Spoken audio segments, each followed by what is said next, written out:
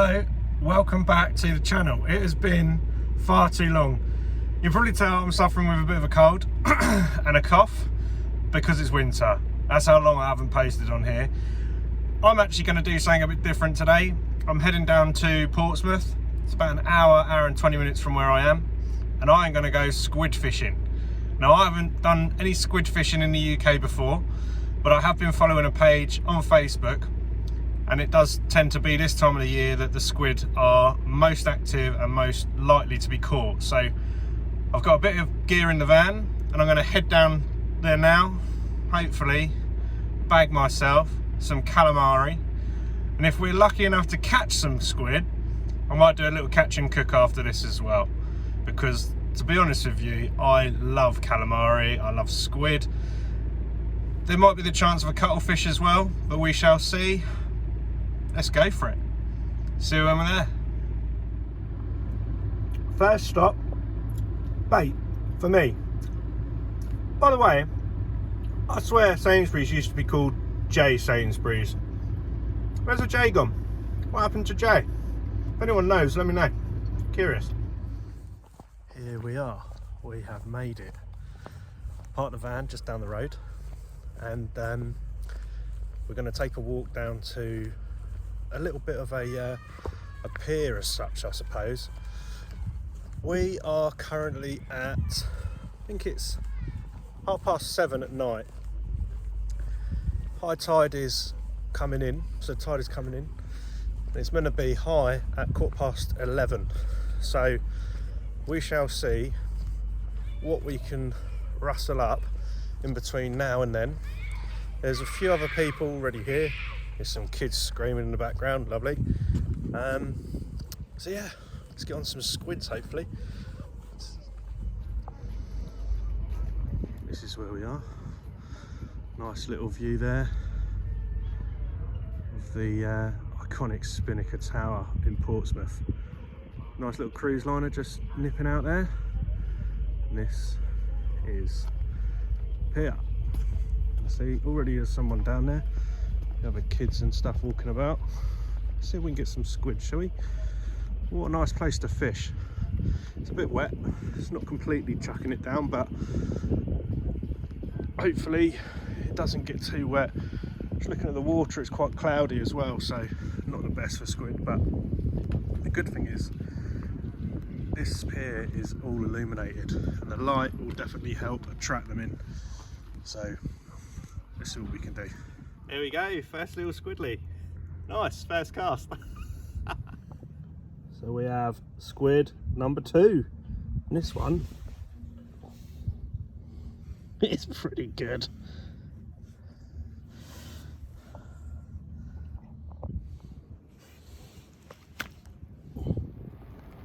Brittany Ferries. Rain's just come in, but we're still going.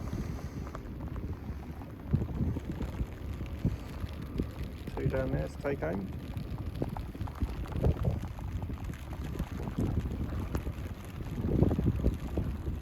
I am back in the van because I got absolutely soaked, so it was time to give it up, to be honest with you.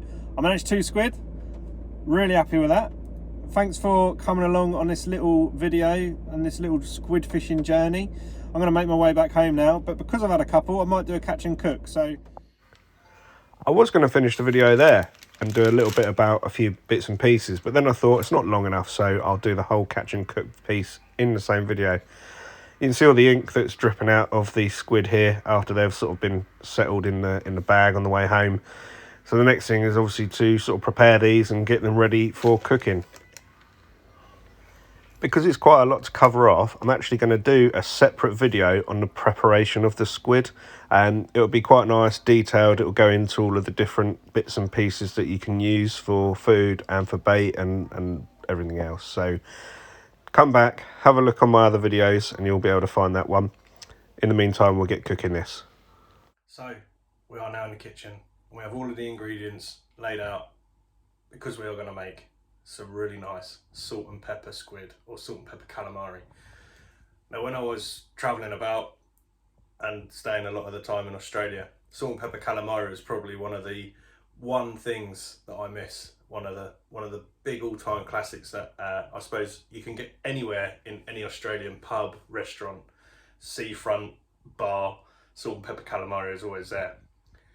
I can't get the same level of salt and pepper calamari in England, so I'm really excited now to cook this squid and hopefully get, you know, the same level of quality and portion size that you are sort of used to getting in Australia. So fingers crossed I can do it justice.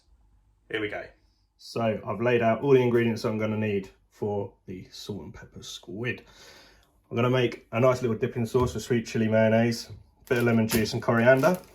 I'm going to coat the squid in a little bit of seasoned flour, which is going to be with cayenne pepper, salt and pepper obviously, using a bit of rice flour. Obviously deep fry it in a bit of oil. And I'm going to tenderise it using buttermilk. Now this helps a lot to ensure that the squid can remain a lot more succulent and less chewy.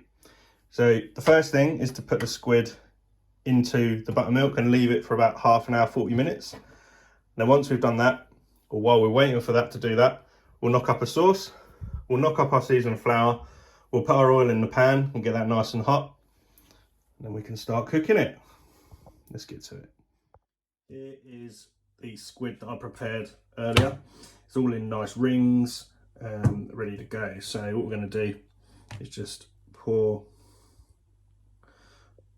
about half of that buttermilk into there, give it a stir around, close the lid and leave that to sit for half an hour. Next thing we're going to start to do is get our dipping sauce made up. So bit of sweet chilli sauce, bit of mayonnaise, squeeze of lemon juice. And we're going to do that into that bowl there. That's going to make a nice little sauce, and then we'll also get our seasoned flour knocked up as well. I am using light mayonnaise because apparently I'm going to be on a diet. Deep-fried salt and pepper calamari isn't really diet food, but at least we feel good. So after that, we're going to go in with some sweet chilli. Generous slosh of that because I like a little bit of spice and sweetness. Juice of half a lemon. Nice. So rice flour, I'm going to go for around 200 grams. I won't need all of this, but it should give us enough.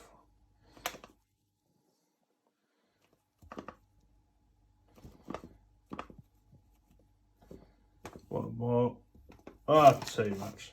Oh well, that'll do. Half a tablespoon of cayenne in there, give it a little bit of a kick. And of course next, salt and pepper in there as well. So we are all ready to cook. We have our oil in the pan here. It's not on yet, which is why I'm touching the pan, otherwise I'd have burnt my finger. We have our seasoned flour mix ready to go. Our squid is still just tenderising in there at the moment. I'm going to put it all on this board because that's the chefy thing to do, is to present it on a nice wooden board. This isn't a nice wooden board, this is a chopping board. So yeah, let's just wait another 5-10 minutes. Squid will come out into the flour, heat up the oil, boom. Salt and pepper calamari, here we go. I've now got an audience watching. I don't know if you're going to like calamari, to be honest, just yet. So the one thing to note with calamari is that it can be really tough if you overcook. Yeah, that's right. That's right. One thing to note is it can be tough if you overcook it. So I'm going to test a few pieces first, see what it's like, see roughly how long it takes to cook it. They are all roughly the same size, but I don't want to ruin it. So I'm going to just do a little test and go from there. See how we go on.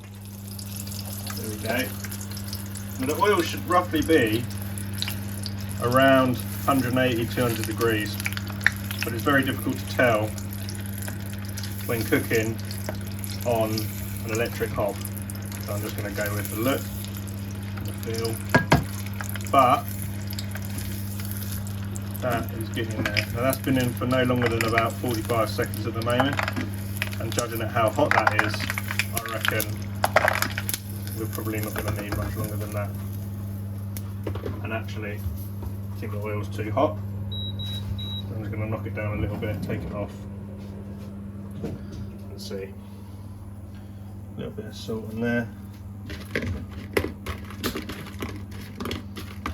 But what we can also do is test the flavour of the seasoned flour, because if that's no good, we can add more bits and pieces to that. Okay, a little bit crunchy, crispy bit there. Just cut it up. Let's give it a go. That is so soft. It's not chewy at all. That buttermilk has worked. So good. Okay. I'm gonna let that cool down a little bit, because I do think it's a bit too hot. I'd much rather slowly cook it through. But then I'm gonna do the rest of it. So let's get to that. With this, all I'm doing is just taking a piece of this squid, chucking it in there, coating it in the rice flour. So it's all nice and coated. Give it a little shake and just gently place it in. Now that's cooking much better already. Still hot, still really hot, but you can see straight away that it's not gone dark and it's more anemic, and it's a slower cooking process, so that is much better, meaning that we can cook it for that little bit longer, have slightly less colour, and it should taste just as good.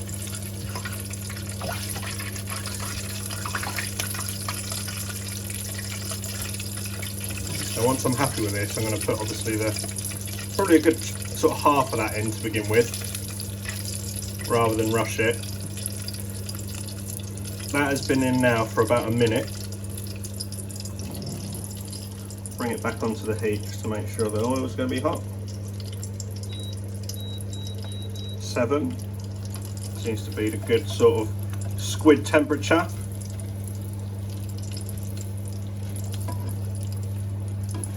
Coming up to sort of a minute and a half. Which, to be honest,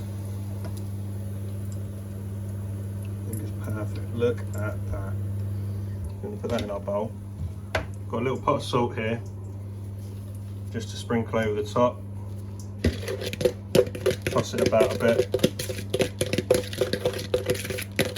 Again, helps remove any excess oil.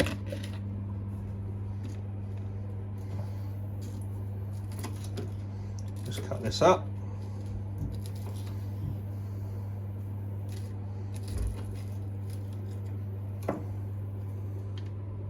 Look at that. Lovely, crispy. Okay, so just doing it in slightly smaller batches, but I think I've got about 1, 2, 3, 4, 5, 6 rings in there at the moment. Let's give them 7 rings. Give them a little mix about with the old plastic spatula or spoon.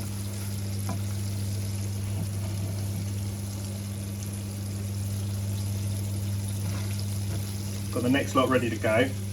I've still got some more. I am going to have a feast. This was 2 squid. One was fairly big, I'd say sort of 28-30 centimetres, but the other one wasn't that big, and it's still giving me so much. And all I've used is the hoods, so the heads, the tentacles, the wings. They're actually in the freezer. I'm going to use those as bait for the next time I'm down by the coast. So nothing's gone to waste. Everything's going to be eaten or used in some way, which is fantastic. So give them a bit more. Might even whack that up a little bit. It's very difficult to regulate the temperature of the oil with an electric stove, but we'll do our best. I don't have a deep fat fryer. I used to, and I never used it. I used to make Scotch eggs, homemade Scotch eggs. They were lovely. Other than that, it would just sit on the side in the kitchen, and the oil would sort of go off. They are looking so good. I'm not going to cook them for any longer because they've been about 1.5 minutes again. So we're going to get those bad boys out.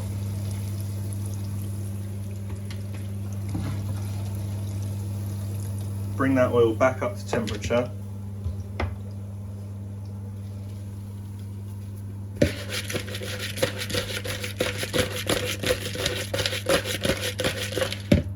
They look so good. Oh, it tastes divine.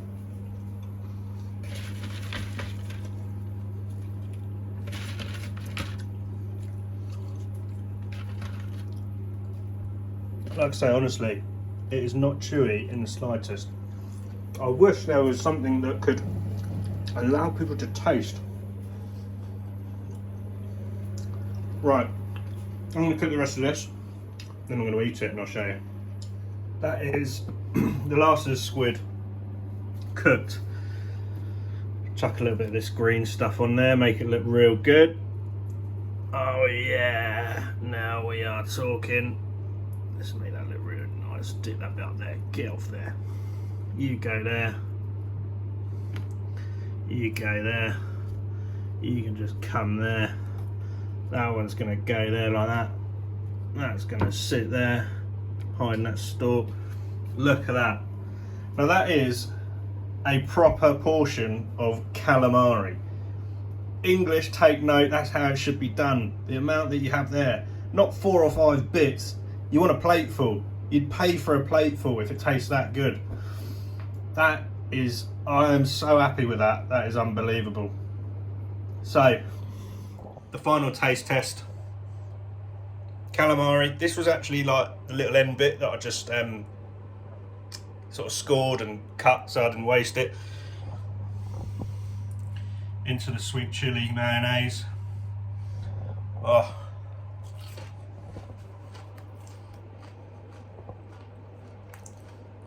It's crunchy, it's tender, it's sweet,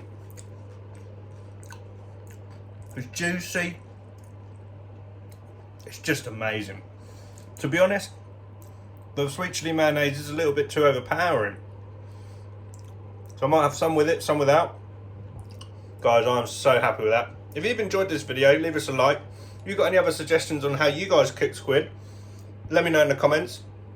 I'm going to be doing more and more sort of fishing in the sea over the next sort of few months and bits and pieces. So hopefully I can go and catch some more sea bass, maybe some pollock. Yeah, let's see what we can cook in the kitchen. And at some point I will get back out and start finishing work on the van. Thanks for watching.